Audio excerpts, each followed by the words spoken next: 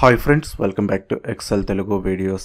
Friends, ఎక్సెల్లో deadline trackers ఎలా create చేయాలో ఈ వీడియోలో చూద్దాము. ఇక్కడ డేటా ఉంది, దీనికి మనము డ్యూ డేట్ బేస్ చేసుకొని స్టేటస్ అలాగే పే చేశారా లేదా ఫైండ్ అవుట్ చేయాలి.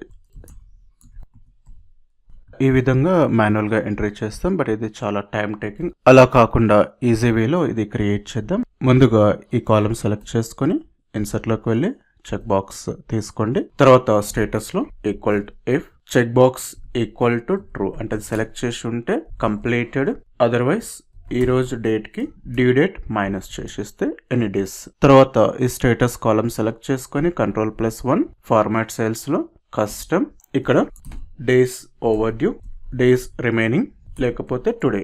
ఓకే, సో చూడండి ఈ విధంగా ఎన్ని డేస్ ఓవర్ డ్యూ ఉంది, ఎన్ని డేస్ రిమైనింగ్ ఉందని చెప్పేసి ఇక్కడ చెక్ బాక్స్ లో సెలెక్ట్ చేస్తే ఈ విధంగా కంప్లీటెడ్ అని చెప్పేసి వచ్చేస్తుంది. ఒకవేళ డ్యూ డేట్ మారినా కానీ స్టేటస్ కూడా అప్డేట్ అవుతుంది. సో ఫ్రెండ్స్, ఈ విధంగా ఎక్సెల్ లో ఈజీ వేలో డెడ్ లైన్ ట్రాకర్స్ ని చేయొచ్చు. Thank you friends.